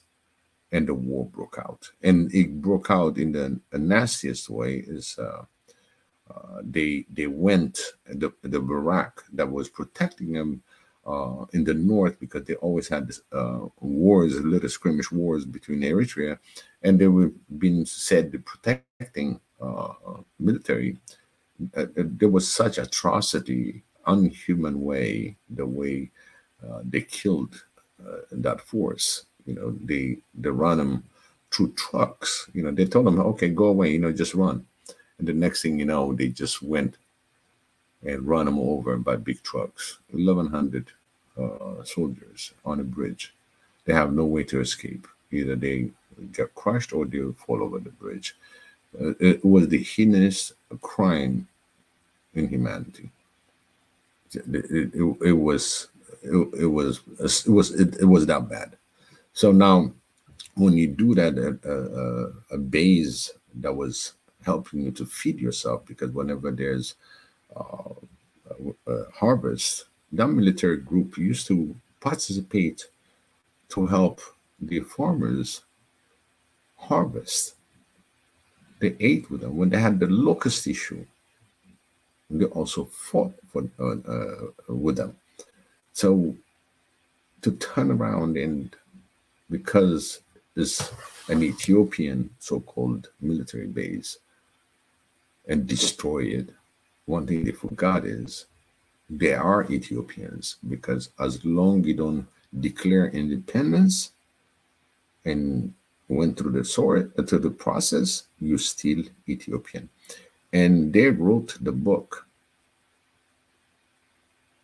They wrote the Constitution for them to manipulate their way, but they didn't claim it. Why didn't claim, as TPLF, as it says, Tigray People Liberation Front. You use your name, you use your independence. This is how I look at it, in my opinion, because you don't need to have a war to put your point across, which been negotiated several times prior to the war, and they started the war. So for your answer, where the elders were, they were there at the beginning, and now they've been chased down, and now everybody's trying to survive, especially in the border area, where the old negotiators, they always have land issues here and there, and they're always negotiating, and they even cross marriage just to satisfy the landowner on the other side and the landowner on this side. They, as simple as that, they can really, propose some marriages to stop the bloody fights. So they went there. at the beginning. But when you have all this barrage of artillery that comes in on you, you run for your life. Basically that's what happened, and they killed a lot of them too. A lot of innocent. If you go to different places, it was well. It will come out. For me, it's not just a hair saying. These were the highlights of where the war started, and for me, even we have a peace talk, there's also crime that's been committed, and it needs to be investigated and prosecute. You can call it war, but some of the atrocity in a war, that there's always a war crime that needs to be answered. So hopefully, uh, this negotiation, the ways is going to go, let's hope it's not influenced, because again, it's back to zero. But this time around, I think hopefully everybody's aware of what's going on, and try to patch up and make sure that we take care of our Tigrayan brothers and sisters, because they're innocent. There's a lot of innocence in there that they're starving. There's mothers, children, and they try to get food. The TPLF hijacked it. So it's something that we still promote peace for the region, and I want all of them to understand. They are Ethiopians.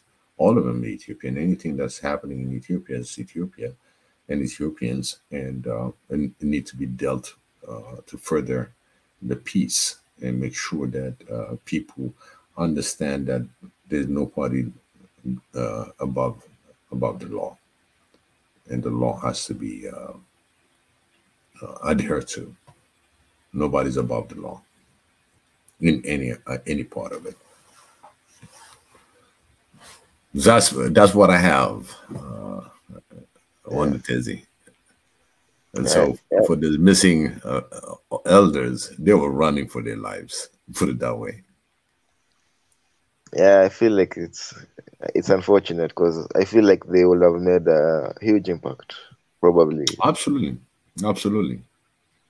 And they were getting traction, and I know because they came from a different part of Ethiopia. I know the citizens in Tigray witnessed that from the first beginning, and it's just the narrative keep changing. And of course, when you have a proxy war, also this thing changes. It changed the flavor. Now we got more arm, we got more things. Oh, we can win. Win what? If this is the same thing that we see in the Ukraine and Russia issue, because you cannot isolate Russia, because eventually it's going to strike back. You understand? If you corner a bear to the end, it's going to strike back. So if the TPLF got the chance to come to take over the country, they know they're not accepted, because we got elected government, and that's why you got all these people that went and fight this war. And in fact, voluntary, they had 2 rounds, and one of the rounds they said, no, we got enough people. That's how overwhelming it was, and you saw it on the last week or so, when all Ethiopians came out by the millions all over the nation. But again, at the end of the day, if the plan was to literally to overthrow the government, if they can, but then what? Then what? That's the question. In fact, is going to promote pretty much an unstable country, because now the other one will take over. It didn't, so we'll have incessant war. But the good thing is the rest of Ethiopia put themselves together, including the amazing funny thing that people don't realize, the Minister of Defense is from Tigray. Is from that region. Yeah, exactly. This is what I was trying to say, that if elders from like Tigray and from maybe the Afar, the conflicting regions sides, both of them sat down and initiated maybe one of those, the traditional process of conflict resolution. I don't know. I don't know. I Yeah, don't know. Yeah? yeah. But guess what? Monetizzi, they start negotiating. Even in that negotiation, at the initial, not negotiation, but at the beginning, when they were really begging for the TPLF group not to do anything, just to come to peace and to talk, that was inclusive of Tigray people. Okay, there were Tigrayans that were there not to have this peace. You understand? Before any war, and in fact, these are the one that they went in. They went and killed those people that were pro peace. That was then saying, "Oh, you guys are really with the rest of the Ethiopian force," and they shot people. They killed them. About the first round that they put. Oh, you guys been working with the Ethiopian government, and that was the first round, and they pushed them out from Mekelle, and Ethiopian forces took over the whole town, and then of course the proxy kicks in. The U.S. said, "Oh, you got to leave Tigray alone now. Just make sure you get out." The next thing you know, they armed them to the teeth, and they start chasing while the Ethiopian troops were coming out. They were chasing and shooting at them, and then they, in fact, infiltrated the rest of the Afar region in Amara region, and that's when the Amara region and Afar region came back together and combated them. You see what I mean? And then when they took over that time, they shot everybody that was looking for peace. Yep, they shot them in public. They call them. They collaborated with the Ethiopian government. So yeah, and people got killed, especially the one that seeks peace. So that's why you don't have the, the the the chance for peace, because every time they think they achieve something, they don't say nothing. But whenever they get stopped, they say, "Oh, stop everything! We want to have a peace negotiation." And you saw it, five month in ceasefire, and then the next thing you know, they revamped, come back again. Now they're getting crushed at that level. No, no, no, no. We want a peace again. So this was a little bit of a game that was played, unfortunately, but that game cost a lot of lives. Unfortunately, they don't they don't care, because there's no goal. There's no you see, if you have a goal to achieve, let's say even the opposition, and then if you don't come up by being liked by the people and voted by the people, then you're out. Nobody wants to go back to that 27 years or hard fist, really divided the country in pieces. And it's so sad to see it, that it doesn't, they took ethnicity and divided it up, instead of, some people had already mixed up. There was a different 13 provinces. 14 was Eritrea. Eritrea took independence. There were 13 provinces, 13 different states, and each had a king. And he just carved it up for their own purpose.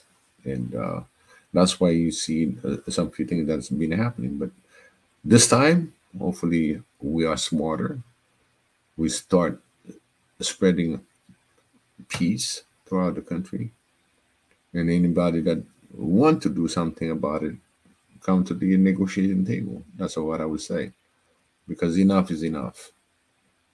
We have enough. No more war. That's one thing that we should promote, to have our own peaceful Africa. So the peace starts on the east.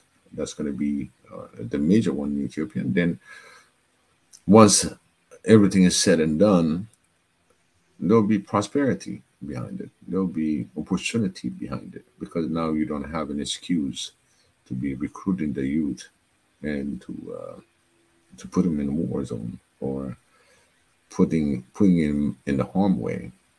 Hopefully, even the one that are in the military and everything else becomes really in part of the in the military. You learn so many electronics, so many technical stuff, and that can come to a positive outcome where we can reuse that knowledge in the civilian world because a lot of the things comes from the military side and that civilian can once he becomes civilian and is taking the opportunity to open up different things. There's always a positive outcome once the war is over, and that peace that comes, and now you accelerate in promoting that peace, and as well work on the infrastructures, make sure that you rebuild Tigray as well because it's the war devastated.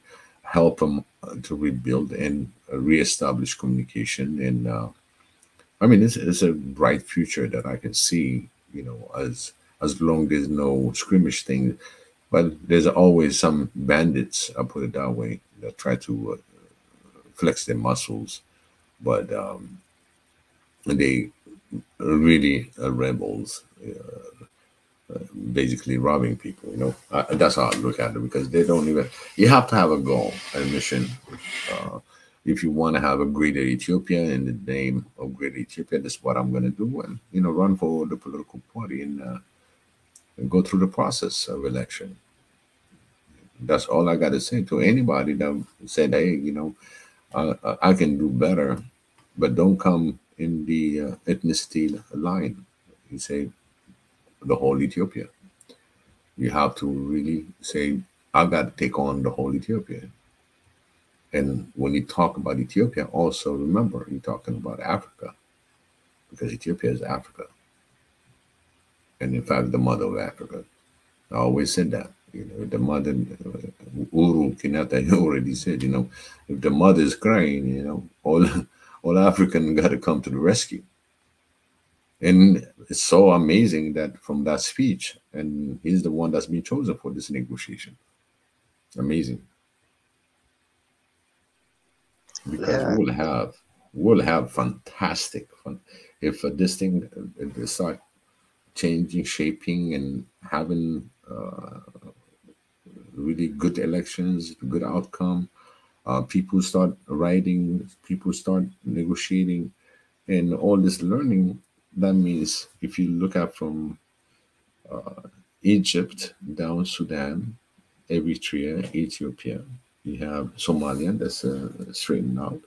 You have Kenya that's really doing a fantastic job in this relationship.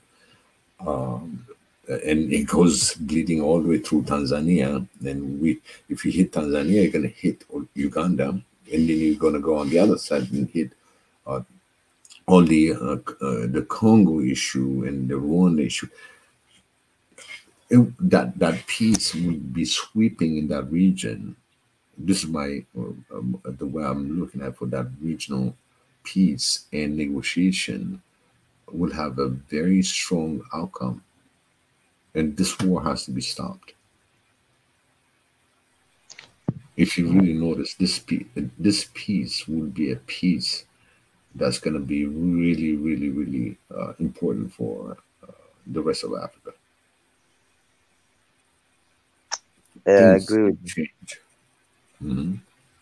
I agree. I agree. I hope hopefully peace and also justice because you can't get away with killing of elders. That's not that shouldn't Right. be acceptable. That shouldn't. Exactly. And then there's a lot of atrocity that's been done, and eventually that's what we're going to be asking for justice.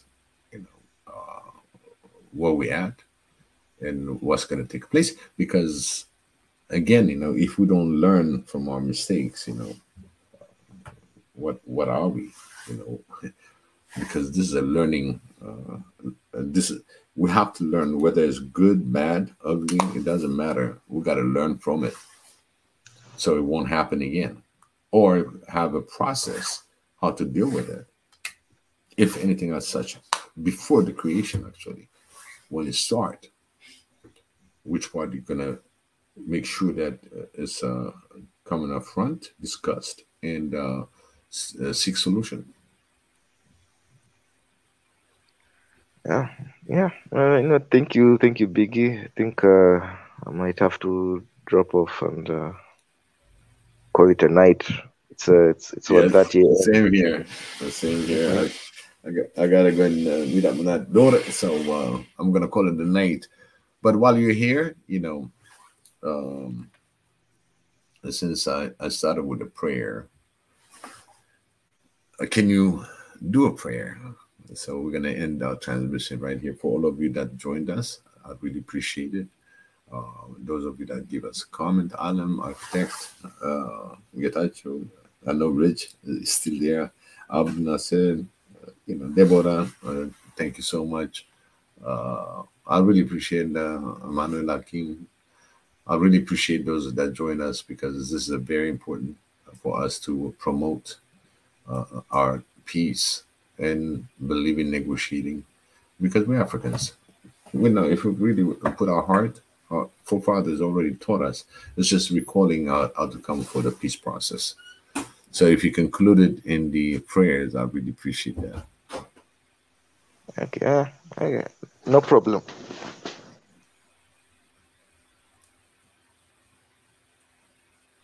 Okay, let me pray.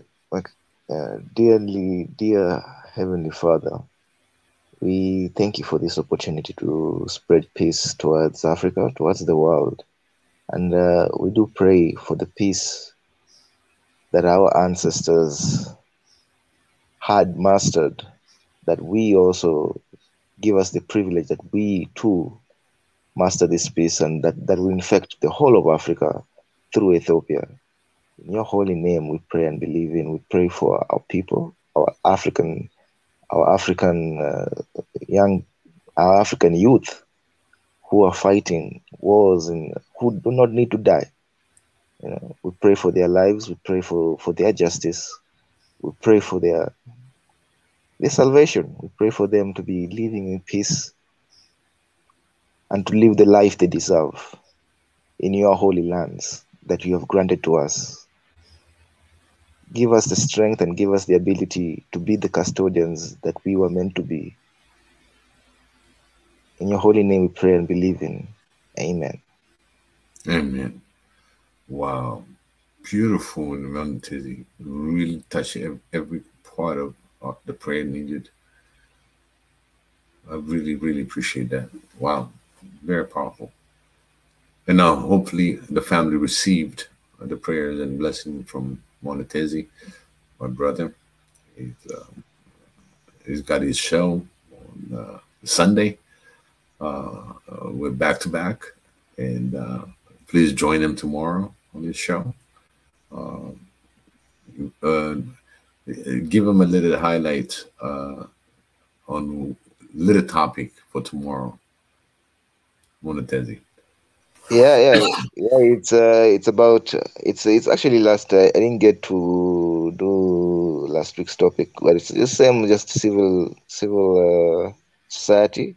It's actually the guys who the NGOs in Africa, the people, the donors, and yeah, their effects Nice. in Africa. The general effect on Africa. Actually, I've talked about it a bit. The guy called Issa Shivji. I'm going to be quoting him a lot, and Mm, Dr. Wandia Joya also. Just some African scholars who have been criticizing the donor community, actually, the Western donor mhm. community, and Right. their influence on African politics, really, and African just policy. So yeah, Nice. that's basically it. Nice. So we please everybody, as you heard from Monetezi, join his show tomorrow, and stay tuned.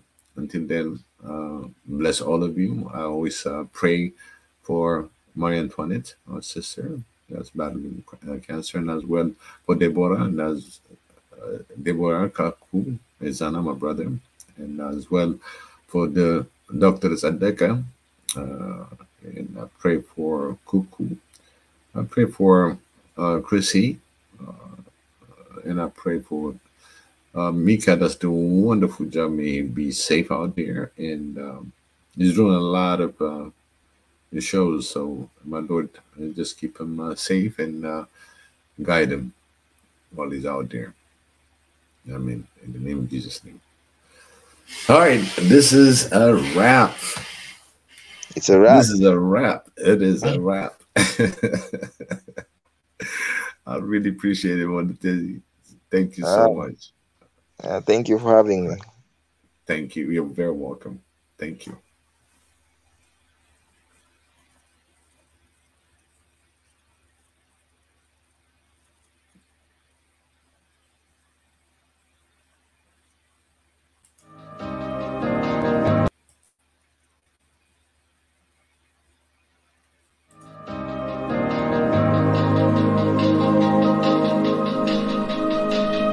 So Africa, a place where poverty and pandemic diseases are originated, the least wealthy continent per capita, the land where the only things to be found are animals, corrupted leaders, poor kids, dirty water and civil wars, people who are in need for help, donations and support, aka the NGO's motherland.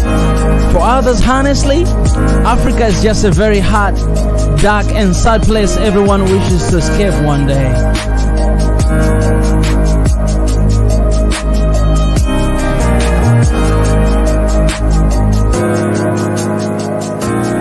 Well, whether you're an African or not, this thinking isn't new to you, because you have read, heard or felt the same way before.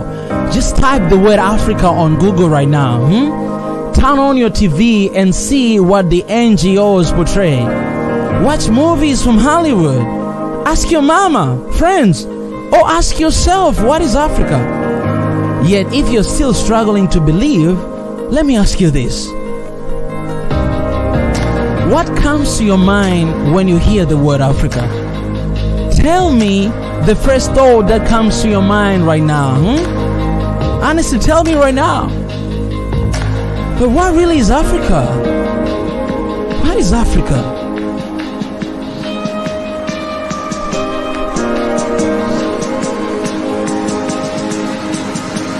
Listen, there are many theories about the name, but one that is close to the truth is Al-Kebulan. This name translates to Mother of Mankind, or according to other sources, the Garden of Eden, the place where love, peace and unity dwells. Al-Kebulan is an extremely old word. Many nations in Africa use this word, including Ethiopians, Nubians, Moors and Numidians.